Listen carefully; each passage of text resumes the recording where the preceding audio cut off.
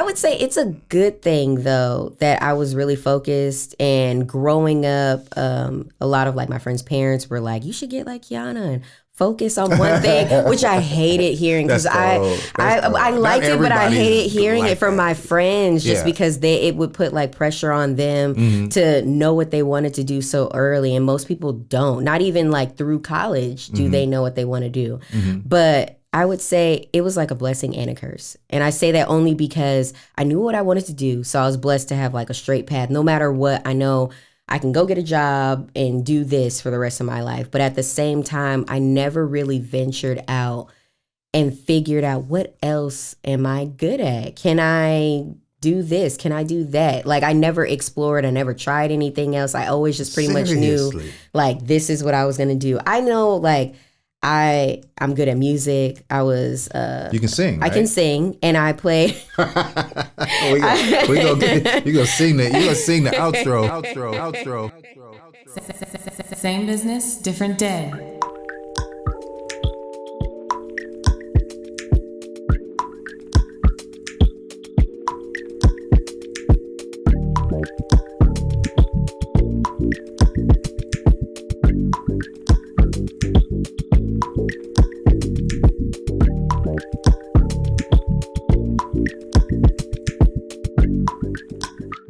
Good afternoon and welcome back to the Same Business, Different Day podcast. I am your host, Zeke Corley, recording live in studio here at the Film Hub in Vista, California. Today, we sit down with a young lady with experience beyond her years, someone that has put in the work, who, armed with knowledge, creativity, and courage, went into business for herself. Today, we welcome the talented Miss Kiana Dodds. Hi. I love that introduction. Yeah, I'm glad you're here. Thank you so much. I will talk later about how hard it was to get you here. Yeah. But the format of the show, we like to just get to know you, get to know you personally and what molded you into the person that you became today. And then we'll talk a little bit more about business. Okay. Cool. So where did it all start? Where did you grow up? I grew up here in Oceanside, California, born and raised by a military dad, Marine dad, let me specify. Yep. Hey, very careful on his respect. Right. From here, his family's from the East Coast and my mom's from the South. But I'm born and raised out here in Oceanside. Love it here. What was it like growing up? You liked it? I love it here. Yeah. The weather, can't beat it. No. I don't like the cold. I don't like the extra humidity. There's no place I could be. Like, I can't be comfortable for real anywhere else. I say the same thing to everybody. Like, 4 seasons is overrated. It is overrated. Do we really need them? A little bit of rain here and there, that's winter. Sure, I'm good. Sure. Yeah. Water my plants, lower my water bill for a minute, and then, get back to this 78 year round. Exactly. I'm good with that. But I don't want it too hot, though. It's not like I'm asking for global warming. But still, just, I like how cool it is here. The Plus, breeze from the ocean comes through the city. It's nice. We we're in Vista right now. What, about 6 miles from the ocean? Mm-hmm. You know what I'm saying? And not too far. We would pretend like we inland. We's too far. Right. So, no, I liked the Oceanside. I liked it a lot. I used to have a house out there. I was just telling you. So now, what was it like growing up? Now, what was school like and everything? Were you around peers like you and had a good time? I would say growing up, I grew up in the church too. So I went to predominantly Black churches. So I grew up with a lot of Black people. Schools until elementary school, I was with predominantly Black children as well. And then middle school hit. That's when I went to a public school for the first time. And that's when I got a little bit more diverse. But I was familiar with non-Black kids and things like that because the neighborhoods I grew up in. Wasn't the first time you saw one. No, it wasn't the first time I saw it. Oceanside's super diverse. We have Samoans, Blacks, Asians, Mexicans, whites. Everybody's pretty much here, especially being outside of a military town. Everybody from around the country comes here. So I was used to pretty much everybody, but my world was predominantly Black until I got to middle school. And it was interesting. I learned that I was different then. Different from like the white kids because that's where I went to Roosevelt Middle School. which is in Vista School District because of where we live, the zoning or whatever with the streets. I was in that school district. And that was the first time I think I had ever really been around so many white kids and noticed that I didn't always talk the same as them. They didn't understand everything like me. They liked my hair a lot. So it was different. We didn't eat the same. I mean, I didn't bring lunch. I bought lunch like a lot of them at school, but it was still like, oh yeah, Thanksgiving we had blah, blah, blah. And they were like, what are greens? Right, what is right, this? right, What is that? And you're like, are you okay? You don't know. Like, so yeah, it was a little bit of a shell shock, but for the most part, I adapted because it wasn't like, the first time I seen other people. It was just the first time I became like the one and only Black person in my environment. When that happened. Yeah. Yeah, that's a shock too. Yeah. I went through a similar situation. I went to high school and middle school in San Jose, and Bret Hart was pretty much an all-white school, and my high school, Leland, was pretty much an all-white school. It was like 3 of us in the senior class. But I mean, let's be honest though. I mean, with the diversity, like just the opportunity to be around others that aren't like you, there's learning lessons on both sides. Oh yeah, for sure. Right. And then so when you're learning in that way, you figure that you can use some of what you've learned later on in life. Yeah. Right. And so finding that acceptance, finding out how to deal with others is so important. You know what I'm saying? Yeah, and you easily become adaptable, like growing up and then going into jobs or interviewing or just speaking to teachers and things like that. Like you learn how to speak a little bit in different situations. A lot of us, we call it code switching. You learn how to do that. I learned a little bit earlier, but you learn how to become adaptable. And I appreciate that. I appreciate my parents for putting me in that environment because had I just been only around my people, I wouldn't say I'd be behind. I don't think that we hold each other back in any sense, but the world isn't just us. So we need to understand what goes on outside of us. So everybody does. Yeah, everybody does. Yeah. So we learn it. Everybody else will be learning as well, right? Yes. Okay. So it sounds like, you really looked up to your father and your parents really, but are those the main mentors in your life early on? Yeah, okay. Definitely. What were you learning early on? What kind of lessons, or were there especially any like business type lessons that you were getting early on? Well, my mom, she is an entrepreneur, and all my life until I would say college or even after college, she went back into working for other people again. Pretty much most of my life, she was an entrepreneur. So that hustle spirit, that's her. That's where I get it from her. And then my dad, he's worked corporate and he's an engineer. So he's taught me how to, this is structure. And then he's a Marine on top of it. So he's very structured. Absolutely. And like, let me teach you how to maneuver in corporate settings and things like that. So he taught me like a little bit more of like my business mind, and even my mom too. But I think I get more of like creativity. I can't say I get it from either one more than the other because my dad's a musician. Wow. And my mom, she sings, but then she's an entrepreneur. So it's like creative and business from both of them. And it kind of just all came down to me. I hear you. I love it. No, I love it. And you got to be able to soak up that, you got to be perceptive, right? You got to pick up on all of that information. That way, I always equate it to the kid who gets told, don't stick the fork in the outlet. Yeah. You know what I'm saying? You pick it up, then you ain't going to stick. You know what I'm saying? Just know that. Don't try it for yourself. Exactly. You know what I'm saying? And so you're not making the mistakes because you're actually watching them and you're seeing learning from what they did wrong and like, okay, well, don't do that. And okay, this works. And yeah. And so you said, now your dad's the musician? Yep. Okay. Yeah. Does he sing? He does kind of sing, but he really plays the drums. Okay. He's a drummer. And before that, though, he was a trumpet player. He was a really, really good trumpet player. Yeah. But now he just does the drums. Okay. So, yeah. And then you sing when he plays the drums. I do not sing. I can sing, but I do. I'm trying to bait you into it because I can hear it in your voice. You can sing. That's great. That's great. Let's talk more about education. Okay. We'll talk more about what school's like and going into the high school years and even the decisions that, know, you obviously made the decision not to go into the military. Right, yeah. Did that ever cross your mind?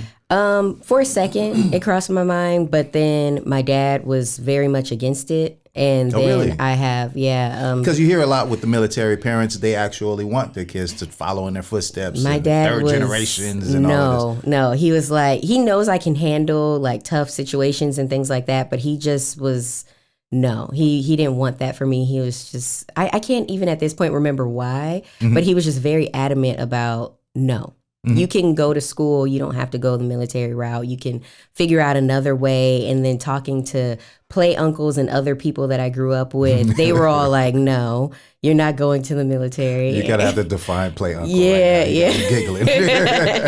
Not everybody understands what a play uncle okay, is. so play uncle is basically a family friend who you're really close with and you consider them like family, but they're not family, but they are of age like with your parents. So they're not another parent. They be like your parents' siblings' ages or whatever. So they're like an uncle or an aunt, but they're not blood. So that's play uncle. They're play aunt. I love it. That was perfect. Yeah. So now they probably had influence over you though as well, right? I mean, so when we talk about, folks that you can look up to or people that actually made an impression on you in your life, or mentors even, you can pick up on some of that all around, right? Yeah, for sure. I mean, I would say as far as like my industry goes, my mom is the biggest influence. Okay. I know we're not there yet. I know we're not there yet, so that's why I'm not going to go there. But this is very interesting to me though, especially because let's just throw this out there. Where's your mom from? Louisiana, Baton Rouge. Yeah. Born in New Orleans, raised in Baton Rouge, Louisiana. There's only a few things that's going to come out of Louisiana and be great. Yep, you already know. One of them is music, though. Yes, one of them is music. Oh, man. I talk about it all the time that I put New Orleans over Vegas, me personally. I know she's not from New Orleans, but me personally, I say New Orleans over Vegas, right? It's just a better vibe from it's the South, first of all, right? So you got that Southern hospitality. You got the food, of course. You got the music, yes, and then there's just the relaxed vibe, right? You can just like Vegas, you can take drinks to go. Yeah, you right? can. Yeah, okay, so that's always gonna work for me, right? But there's just that vibe. You don't have to dress up to do it. You know what I'm saying? These people in Las Vegas might be, going a little overboard and it's a little bit more pretentious. Walking down the strip in heels is horrible. It's a long strip. It's a long strip. I will take a cab. So, no, Louisiana is awesome. So I guess we just gave a clue that maybe it's one of those 3 or 4 things out of Louisiana influenced you. Yes, right? Yes. Hi, I'm Rachel Belt, President and CEO of the Vista Chamber of Commerce. Over the last 20 years, I've had the privilege of living and working in Vista, and I've met some amazing people with amazing stories.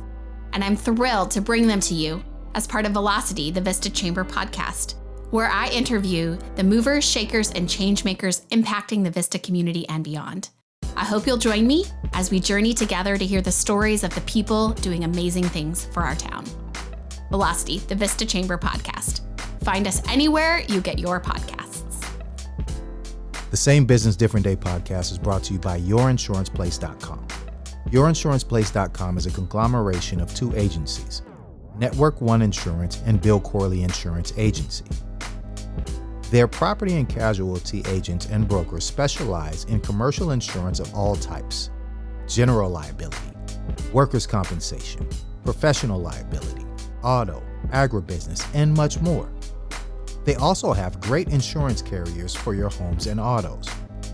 How do I know they are that good? Because I'm one of the agents. We believe in ourselves, and you will too. Contact us at yourinsuranceplace.com. yourInsurancePlace.com or call us direct at 866-384-0479. That's yourInsurancePlace.com. The Film Hub is the future of co-working in downtown Vista. Get energized in an inspiring work environment that is built for your success. With multiple membership options for workspace and private offices, you can become a part of our co-working community.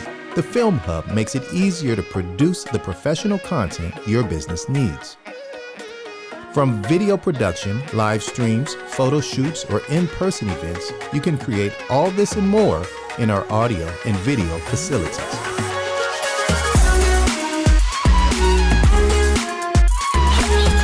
Love your work and where you accomplish it. The Film Hub.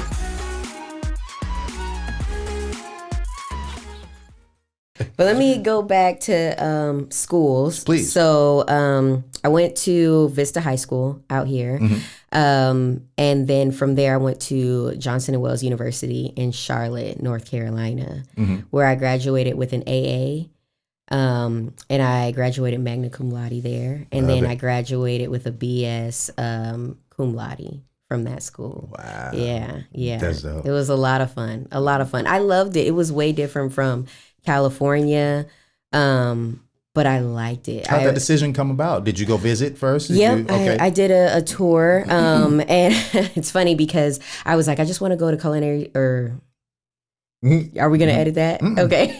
I toured schools and other programs. You knew what you wanted to do. I knew what I wanted to do. I've known what I wanted to do since I was about 6 years old. Whoa. Yeah. Okay. Since then, I've been on that track, and I haven't really explored too much. Now that I'm older, I'm kind of exploring, and I'm like, did I just have tunnel vision all my life? Let me see what else I'm good at, because I don't know if I'm good at anything else. But I toured schools, and the programs that I was looking at were maybe like a year and a half, 2 years tops. My dad is very big on education. My mom is too, but my dad is very much like education. And he was like, if you go to one of these programs, you're going to have to go to another 4-year to get your business degree on top of it. I hated school.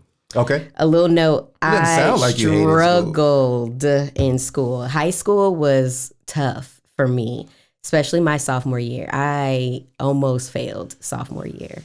It was really tough. What was tough about it? Was it the teachers? Was it the people around you? Or the classes that you chose? Was it I think a little bit of everything. So I'm naturally really shy and introverted. And I think sophomore year, I was really adamant about getting out of my shell. So I was trying to talk to people more and hang out more and do a little bit more. This is a decision you made on your own? Yes.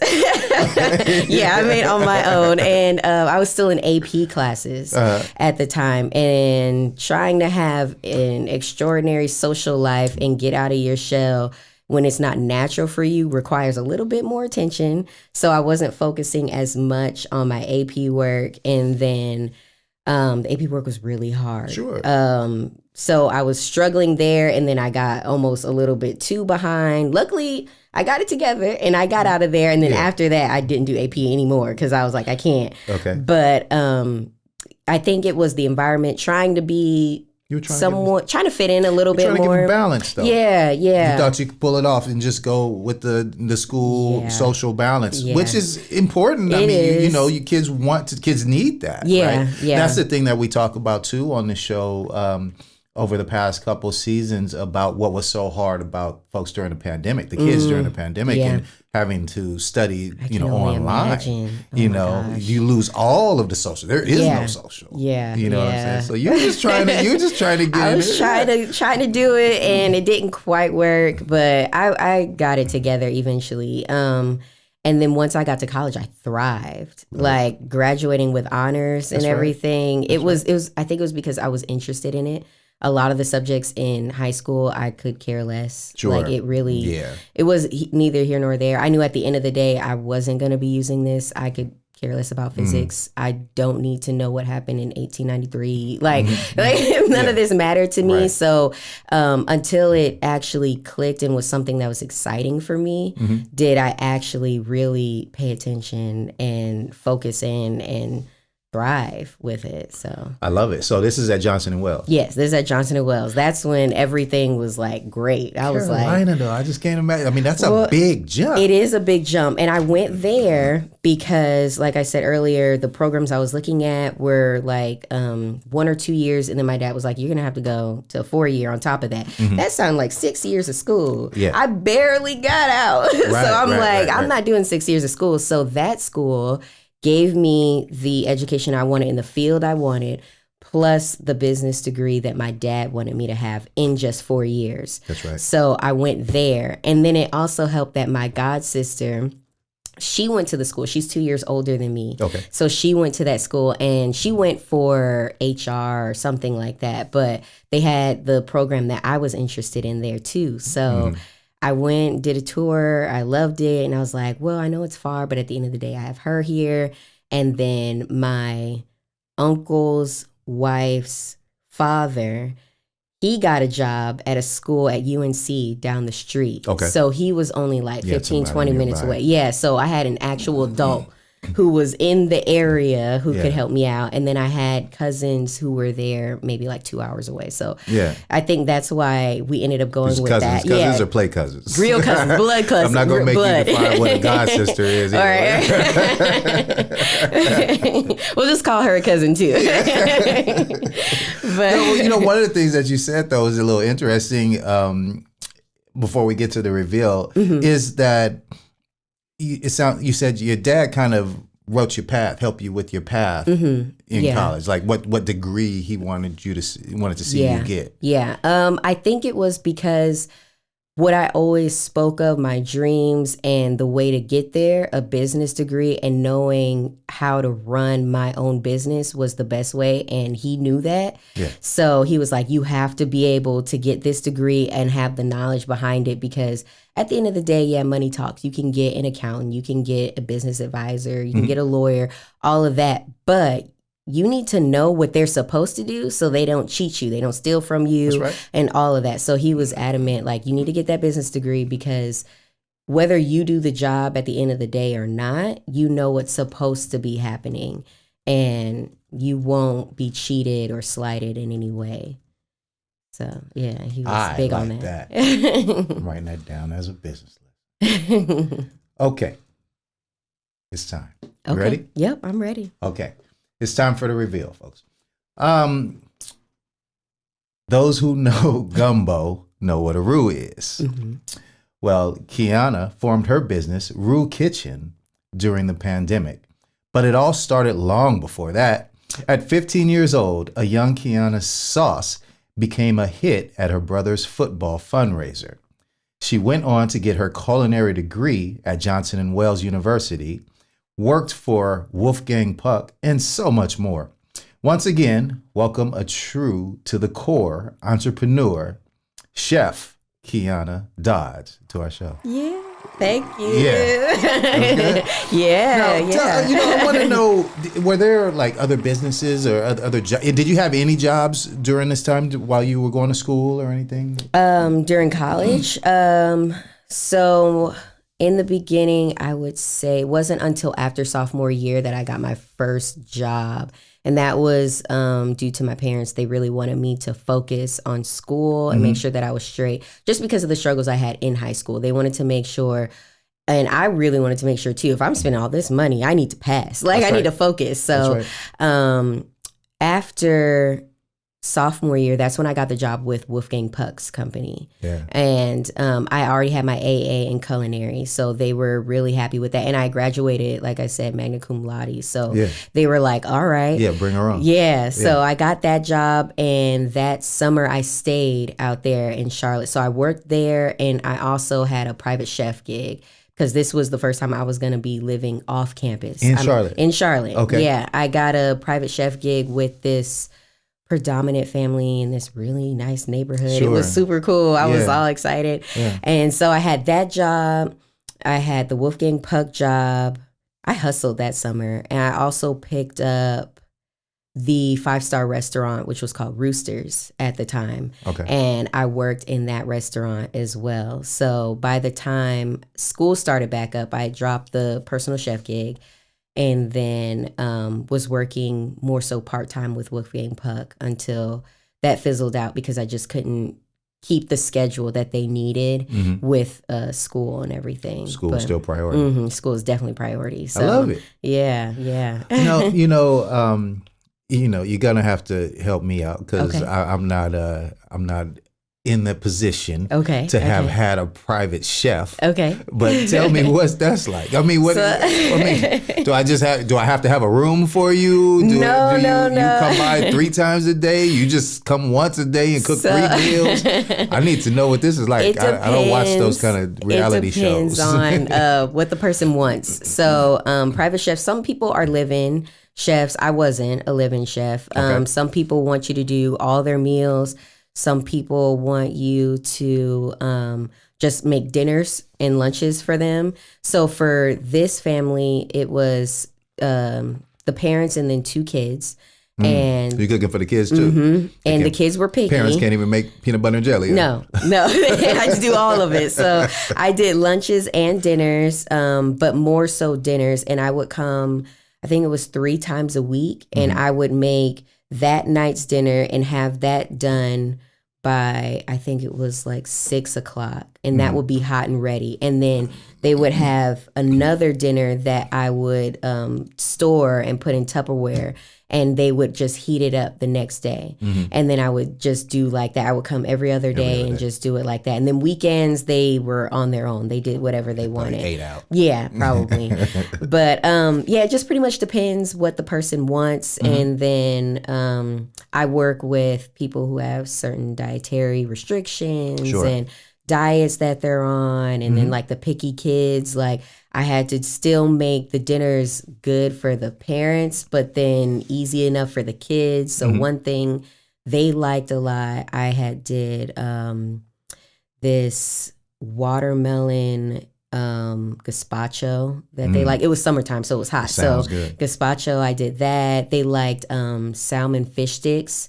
So it was like still fish sticks for the kids, but then it was like a little bit upgraded for the parents. And then I had like a really cool sauce that they liked. They asked for that one a few times.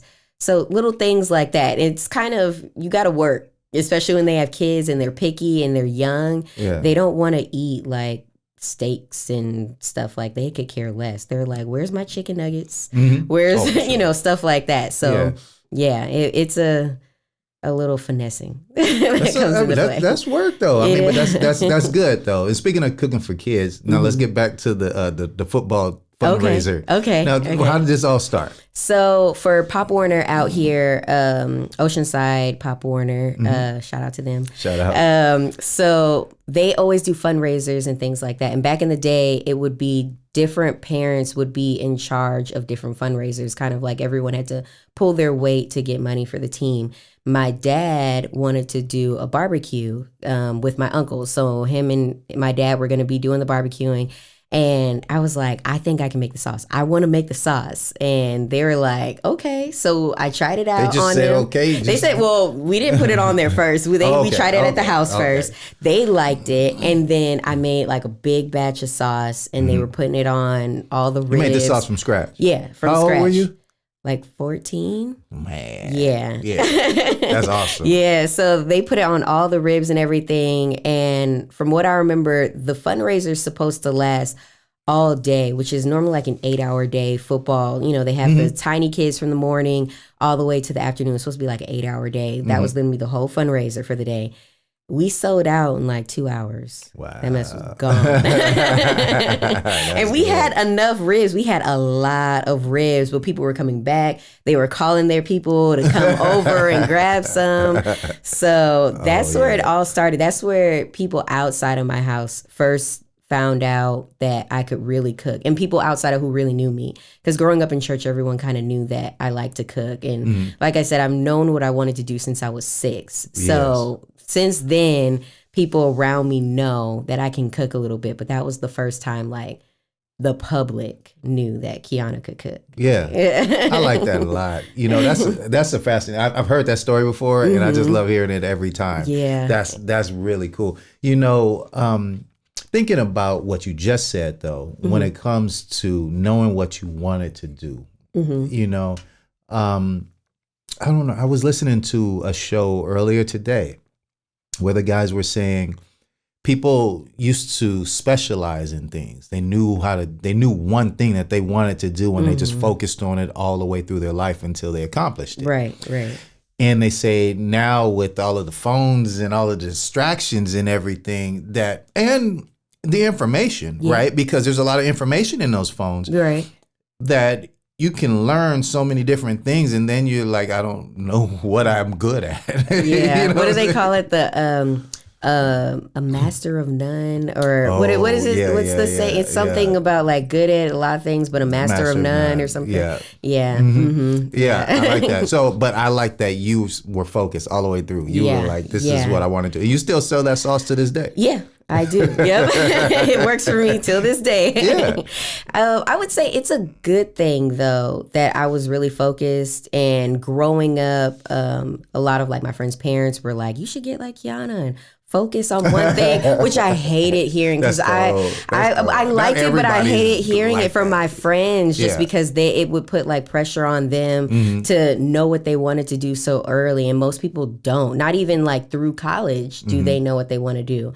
But I would say it was like a blessing and a curse. And I say that only because I knew what I wanted to do. So I was blessed to have like a straight path. No matter what, I know I can go get a job and do this for the rest of my life. But at the same time, I never really ventured out and figured out what else am I good at? Can I do this? Can I do that? Like I never explored. I never tried anything else. I always just pretty much knew like this is what I was going to do. I know like I'm good at music. I was you can sing, right? I can sing, and I play. You're gonna sing the outro. Oh no. And I played saxophone for years. So I was really good at that. Okay. Yeah, I played alto saxophone for a long time. I love it. And even like at one point like for my dad's band and everything. But other than that, I know here and there I'm good at kind of creating stuff. Like I'll play around and make like a face cream. Like, but other than that, like, it's still blending ingredients. Exactly. So I'm like, is there anything outside of that space that I've ever could have been good at? Would I have been a good accountant? Or, you know, like I have no clue. Yeah. So I say it's good to know what you like and be focused on that. But then, especially like if you have kids and they know, oh, I want to do this, but still kind of put them in other things a little bit just to see like, oh, maybe they'll like this too or that too. And they kind of know when they get older, like, I didn't just focus on one thing my whole life, and now that's all I know of. That like if I lost my hand tomorrow, I can't cook anymore. Like, what do I do? You know, I hear you. You be screaming in the kitchen like you make it the way I used to make it. Exactly, hovering over people. But like you said, though, you studied business, you learned finances, you learned. So in a sense, I guess I know that I'm good at business stuff. I do like the logistical side of things and making contracts and things like that. I know I'm good at that, but that's major. Yeah, but I mean, I haven't fully needed to do it other than for my own stuff. So I don't know. No, I hear you, and that's great. No, congratulations on where you are today. Thank you. Yeah, that's amazing. That's amazing. You know, it's jack of all trades, master of none. That's what it is. Yeah.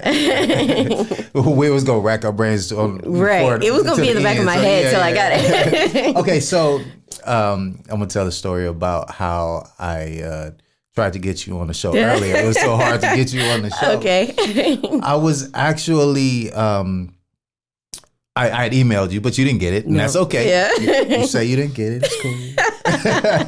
But I got over. So I'm over at the San Marcos Farmers Market one day, just picking up my tamales because I like the tamales from the lady around the way. Yeah. And I mean, they're awesome. They're there's no lard in them.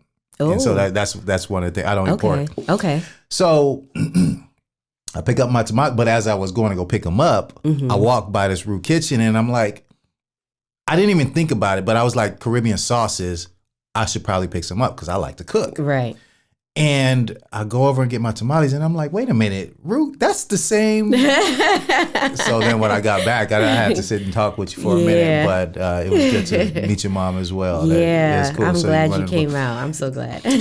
So you do that often though? You work markets? Mm-hmm. I do the Oceanside Market and the San Marcos Market regularly, and then I'll pick up other little.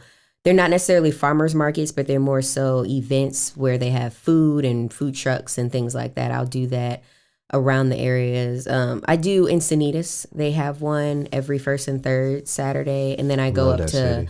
Orange County in Santa Ana. Oh, you're moving around. Yeah. I love that. They love me up there because it's another like vegan fest. And all my sauces are vegan. So they're like, they go crazy for Tell the us sauce about up that. there. What does that mean, though, vegan sauces? So basically there's no animal byproducts. There's no dairy. There's nothing. There's like no honey, no eggs, no nothing like bacon oil or anything that could be made from animal byproducts or anything like that. Or even like Worcestershire sauce, however you say that. I call it Worcestershire, but I'm sure I'm saying it wrong. I'm pretty sure that's wrong. I'm just phonetically, I'm like this letter, that letter, this letter. Right. But even that contains anchovies. So I put like a vegan Worcestershire sauce in my products, and that doesn't contain any anchovies. So it's fully vegan products. And okay, so how do we do all that without losing flavor? Oh, it's a finesse. I can't sit here and tell you like I can't tell you all about. I need some notes. You just play around. Certain things like vegan products don't always taste exactly what we're used to when they're not vegan. Sure. But you can manipulate certain things. So like maybe the vegan Worcestershire sauce doesn't taste like regular Worcestershire sauce, but maybe you add coconut aminos, which is like a soy sauce alternative, gives it a little bit more flavor and brings it up a notch. And now it tastes like regular Worcestershire sauce. Little tweaks like that, or adding maybe a little more garlic powder or a little bit of chili flake, and not for spice, but for the flavor of the chili. Like things like that tend to come out when you don't use like the animal byproduct type of ingredients. Wow. You have to just hone in on the flavors of things and figure out what tastes like what and what goes together and what pairs well. And, oh man, got my mouth watering. So is this kind of stuff you learned in school or? Learned in school and played with even before school, because like I said, the barbecue sauce that I make, I've been doing that since I was 14, which was way before school. So I've always pretty much had pride in the fact that I can pick out flavors in certain things and certain meals and sauces and things like that. So tasting different sauces from the shelves and different restaurants and things like that. I remember when I was making the barbecue sauce, how I had a little notebook, and every time I would taste another barbecue sauce or another sauce, I'd be like, I think I taste X, Y, and Z, and I would write it down. And then from there, I would look at recipes of barbecue sauce and be like, well, they add this much ketchup and then this much brown sugar. And I would kind of play with the measurements and then kind of make it my own. That's right. Tweak it until it came to what I wanted it to be. Yeah. So it's just playing around, experimenting. That sounds like fun. It is fun. It's a lot of fun.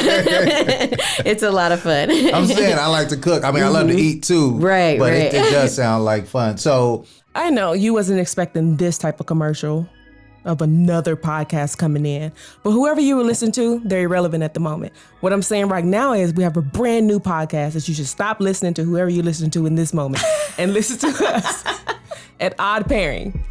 It is about adult beverages and Wait, I'm Paige. supposed to tell you about that. And Paige is going to tell you a little bit more. So it's adult beverages, food, community, culture, and basically anything else we find interesting through the drinking. Yeah. And as you can see, we've been drinking a lot today because we already did the episode. So at any time, you guys can find us when you finish with this podcast, whoever you're listening to. You can find us at YouTube. You can find us on Spotify and iTunes and anywhere else you get your Instagram podcast stuff. And you can also find us on Instagram, where you will find hilarious memes and some snippets from our show at Odd Pairing Pod. Cheers. Cheers. Hello, friends. This is Joe Samo from the Samo Law Group. I am the host of Run It By My Lawyer. Over the years, I've had so many people that have had legal issues and legal questions and legal concerns. And I always, over the more than 20 years, I've been telling people, before you sign anything, before you do anything, if you have a problem, just run it by my lawyer, right? Just run it by me. And now I have a podcast doing just that. You can call me, you can email me, any questions you have. I love hearing from people and answering legal questions. And on our podcast, we've talked about everything from free speech, gun rights, anything you want to discuss, employment rights, everything. So you have an issue, run it by my lawyer and watch this podcast. You'll be entertained and you'll learn the law. Love to see you. You can find me anywhere, okay? YouTube, Spotify, Apple, whatever you want. And if you can't find me on some platform, let me know and I'll come find you. All right, thank you. San Diego beer lovers, come join us on the Pioneer Beer Trail, a free, narrated tour of 4 of Vista's iconic craft brewers, all from the convenience of your phone.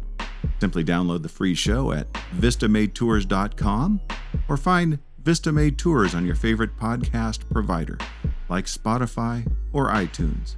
Then fire up the show and you'll hear fascinating backstories, beer favorites, and food recommendations from the brewers themselves as you travel from spot to spot. It's free, fun, and the easiest way to learn about some of Vista's originals, including Booze Brothers, Belching Beaver 980, Aztec, and 5 Suits. So come travel the Pioneer Beer Trail at vistamadetours.com or from wherever you find your podcasts.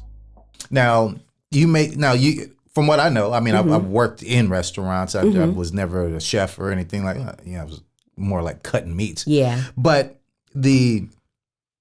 you can make sauces and introduce that in the restaurant that you're at. Yeah. So tell me about the decision to actually go off on your own instead and bottle your sauces. Okay. Well, working for people sometimes is a task. Oh, really? And then when you have your own ideas, just being under someone in a restaurant, whether it's your idea, they may even name the dish after you. It could have been like Kiana Special or something. But at the end of the day, it's under their umbrella. So if you leave, they're still going to sell Kiana Special. And now you have to fight them for your creation. That's right. And I didn't like the idea of that. I wanted to do things my way. I didn't want to be tied to anyone else or be like, well, you can only get my sauce at this restaurant. I want other restaurants or other stores or wherever to be able to have access to what I'm creating. And just being under one person or one company that kind of limits you. I mean, there are definitely people who will back you and be like, I see you going all the way and I want to get you in the stores too. I'll help you. But not everyone's like that. And taking the chance. You can't trust them all. Right. You can't trust them all because some people will be like, yeah, I got you, until they don't. Until it's like, you're making a lot of money. You made this here. This is technically ours. And this is what it's going to be. And now you're in this battle. Yeah, now you got to fight for something and prove that it was yours and prove you didn't steal it from anyone else in the restaurant. No one helped you. And you use my ingredients. So it's got to be my, like, no, I don't want to have to go through any of that. I like doing things my way. I'll take input and suggestions from other people here and there, but for the most part, I don't want any outside influence saying they had a hand in X, Y, and Z. Like, no, this is mine. I did it. Yeah. You don't have a hand in any of this. That's right. Yeah. It sounds like, your dad's in the room. I can see that. It just sounds like, he really did put you on a great path to business and owning your own thing. Yeah. And I think that's good. I mean, it really does sound like some great influence there. Now, you did mention, though, too, that your mom was a big influence when it came to what you're doing today. Yes. So let's give her some props. So I learned how to cook from her and her mother, her mom, and just watching her, I don't know how it is in everyone else's household, but when my mom was cooking, she's pretty much focused, and you can sit over there and watch, but don't get in the way. Okay. So that's how I learned. So I had to sit there and watch until I was old enough to really help and do something. And I would start off small, like, oh, I'll peel the potatoes, or, oh, I'll pick, the peas, or whatever it was, but watching her and then seeing like the love that she had for all the food that she put into everything, and then creating and coming up with her own stuff when maybe we had this little bit of leftovers, or we had this, or just concocting stuff like just from the house. We don't have time to go to the grocery store, but we need dinner. And I got this, I got that, I got that. Okay, let me put it together, and it comes out great. So that's what really sparked my interest, was like the fact that you can create something out of nothing, and it can be fantastic. Yeah. So like watching her and seeing what she could create in the kitchen, just like that was everything for me. And her cuisine was Caribbean as well, right? Creole. Because we're part Creole. So yeah, Louisiana, Creole, Southern food.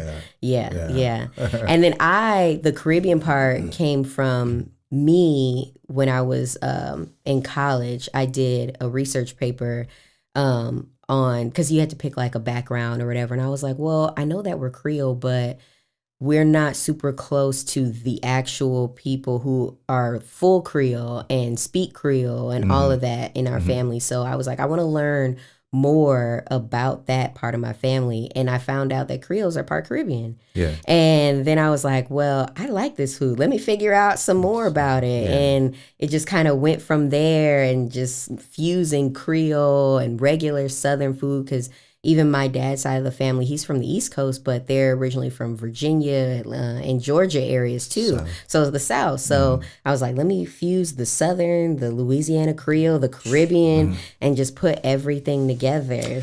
You got my mouth watering again. So, and for those listening who aren't vegan, I will just say that I have used these sauces. Yes. I was just showing you pictures of my jerk salmon, and you can use it on meats as anything. well, Yes, right? So yes, it's they're for vegan everyone. sauces, but it can be for everybody. Yes, exactly. I love it. That's why I made them vegan, so that like my vegan friends and vegan people can actually enjoy everything that I make. But most of the people in my life are not vegan, and they wouldn't be able to tell you that was vegan if they didn't know. Right. So yeah, I made it for everyone. I love it's not just for the vegans. So yeah, meat eaters, all y'all, come on.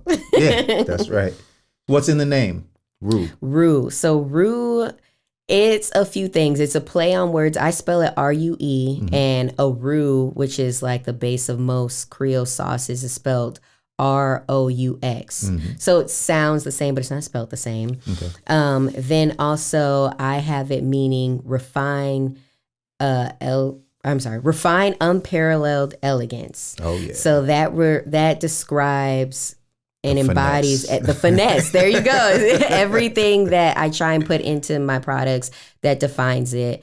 And then a lot of times people think my name is Rue, so I just kind of go with that too. Ain't nothing wrong with that name. And then it also means street in French. So street kitchen. Oh, yeah, it does. Which also plays into the names. So like the barbecue sauce called the OG. Then the jerk is Rude Boy. And then you got Overall. So the street names, things like that. So it all kind of plays a part in the name. Yeah. I All the haven't different tried the meanings. Overall yet. I got to try that. That's the salad dressing marinade. This all-purpose marinade / salad dressing. Yeah, we did. Yeah. It was QVC this thing right now. Yeah, exactly.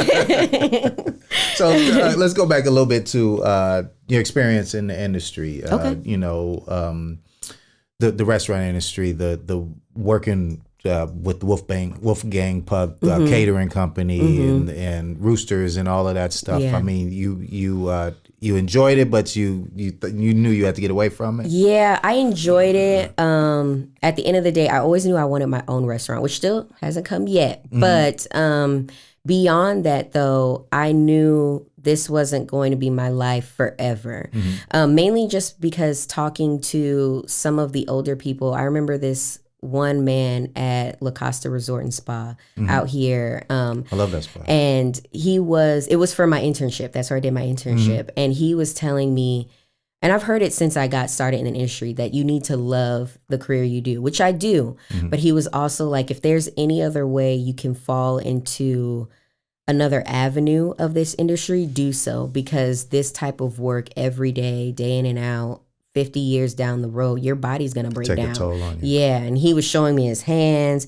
He had carpal tunnel. He had arthritis. His knees were bad. His back was bad. Like every day he would push through, but he would complain like the whole time about how much pain he was in. And I was just like, I don't want to be 50 plus, 60 plus, and still in the kitchen. I may step in every once in a while just for fun.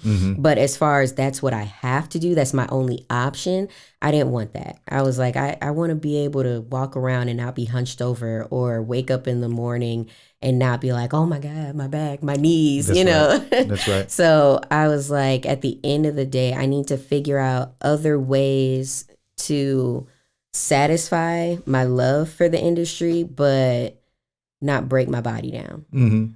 Yeah. You see a lot of these cooking shows on TV and stuff. You watch those shows? Yeah. Do you believe in those shows? Are they just like, that ain't what it's like in the kitchen? It's a 50-50. Sometimes it's a little extra dramatic, but you will find chefs that will throw stuff at you.